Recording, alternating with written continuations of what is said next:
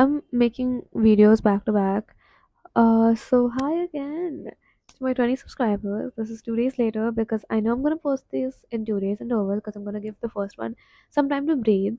But today I'm gonna talk about the artist way and how I'm gonna change my life.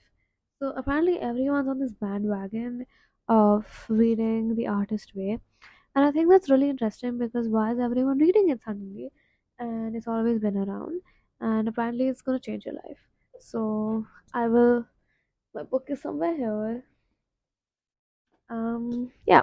I just want to show you something really cool before that though. This is a really cool design that one of the interns that I was working with made when she was leaving, and it says Sala, which is let's go, like in Marathi, which I think is really cute.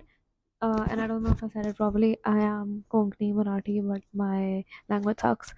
Uh, and I blame my parents for it. So yeah, this is really cute. But I am of like the 21st page, and I have filling the well stalking porn. I have to start that. But before that, I wanted to talk about how she keeps Julia Cameron, even in the book, keeps talking about how it keeps changing people's lives, and everyone talks about how it changes their lives. And this is not just for writers; this is for any creative person. This is for someone who doesn't even think they're creative, because this believes that everyone is creative, and it talks about God a lot. But what Julia does is she has given like a sort of made God like an acronym for those who don't believe and are atheists, because basically she also say that this book is for everyone, and that for those who don't believe in God, this sorry, I'm just gonna search for the words. Yeah, good orderly direction or flow.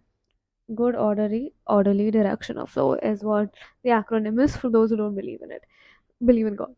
But I think my issue personally with these books are that it's called a spiritual part to higher creativity. As spiritual I am in my religion, I just feel like I can't do with spirituality when comes to like creativity in that sense. I mean, I know some things just come to you, but things just don't come to you. They're like your lived experiences that like turn in your subconscious are there, and then that's what happens, that's what comes to you. It's not just like out of nowhere something will come to you. Maybe it's your dreams or something like that, which is true, but I feel like that spirituality and creativity, it's just too wishy-washy for me.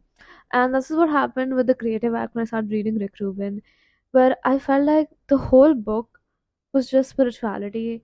Like, you're not telling me how to be creative, you're just telling me how it's gonna come to me. And it's so like the universe this, the universe that. It's not helping me. I don't want to read that shit. And I'm being very honest about this because I can't like I think when I started like, again I'm saying like a lot, which I want to stop, but when I started reading Rick Rubin's Creative Act, I felt that I'm gonna be like, what can I say, like, I felt that my life is gonna change the way I do that I've started this book too. But my life didn't change because I stopped reading it because it was way too wishy-washy for me. It's not helping. Everything in that book was just spirituality, this universe, this it's not helping me create shit though. So I thought that this is gonna change my life because even though it is slightly wishy-washy, she basically gives a lot of homework to do, and she basically teaches how to like turn routines into creativity, and what are like these important things to do. For example, because I've only read like 21 pages, I will tell you the two things that I've learned today. I mean, when I read it, which is like 2 days ago, but still, she talks about morning pages, basically getting up every morning and writing 3 pages in your journal. Long, like handwriting, do not type, handwrite 3 pages. I have like, oh, I don't know what my journal is. It's somewhere. It's not a huge journal. It's not a really small one either. It's like a mid. It's actually this like literally this size. And every morning I wake up and I write those three. I have been writing those 3 pages. It's been 3 days, but That's it. But that's still a lot. What I'm trying to say is, what she tries to say basically is that you can write whatever, even if you have nothing in your head. Just be like, I have nothing in my head.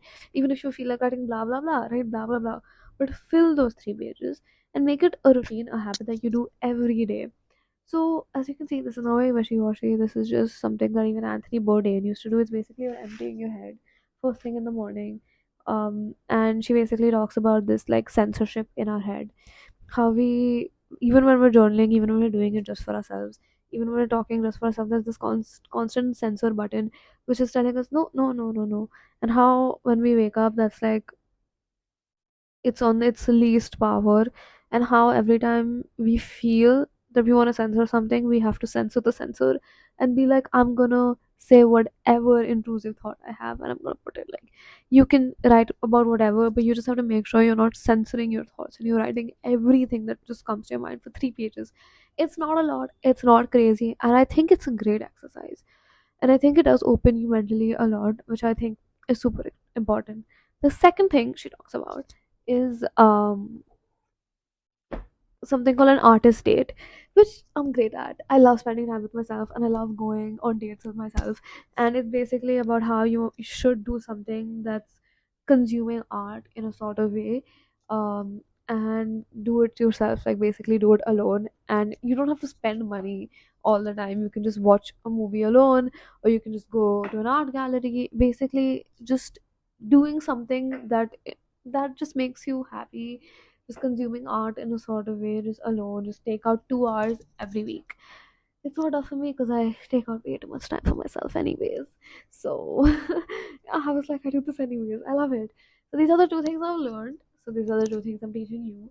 I'm just gonna go through it again and make sure I'm not missing anything. Again.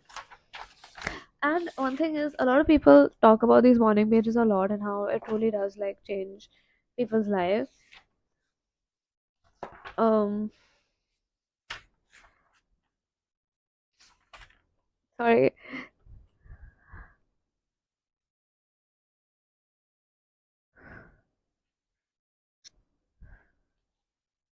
Although occasionally colorful, the morning pages are often negative, frequently fragmented, often self pitying, repetitive, stilted, or babyish, angry or bland, even silly sounding. And that's good. Okay, you're not the only person alone doing nothing. So basically, just make sure censors' negative opinions are not the truth. So you have to not listen to the censor that's in your head, and how the censor will always love to aim for your creative jugular. Do not let the censor come at you. Do not let the censor that's there just come at you. So yeah, that's pretty much it. Teaching you guys what I have learned. And yes, bye.